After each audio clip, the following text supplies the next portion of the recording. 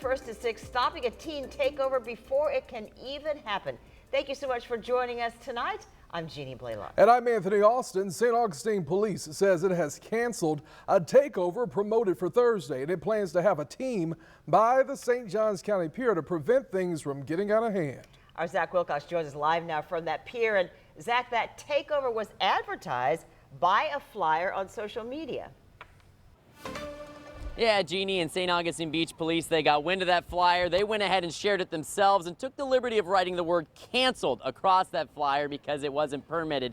So they'll be out here to try and keep the peace and make sure there isn't any drinking or fighting or anything worse, as we've seen with some teen takeovers. And with this becoming a bit of a trend, these takeovers over the past few months, it's starting to get the attention of state leaders who are also looking to cancel that trend.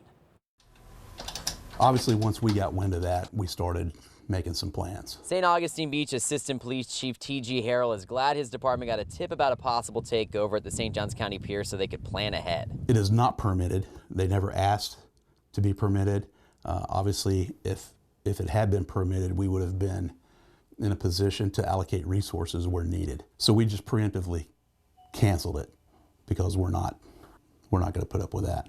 We're just not. But just in case those planning to attend didn't get the word the department canceled the takeover. If everybody behaves, great. That's what we want to happen.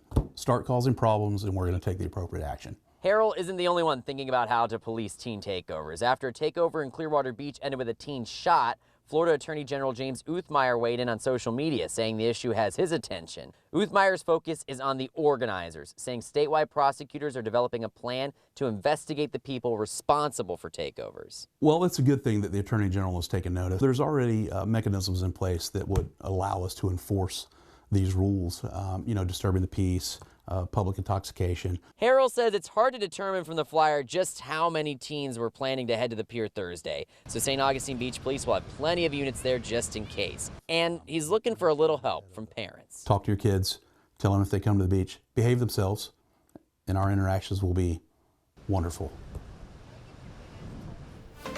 And I asked the assistant chief, now that we're in the summertime and kids are getting out of school, if he thinks that there are going to be even more of these teen takeovers around this area. And he said he doesn't think so, at least around the St. Augustine Beach area. But if there are, they will take the appropriate actions that they need to. And that all starts tomorrow when they're going to make sure that they have folks out here early in the afternoon in case anything were to happen or anything were to get out of control here in St. Augustine Beach. In St. Augustine Beach, Zach Wilcox, First Coast News on your side.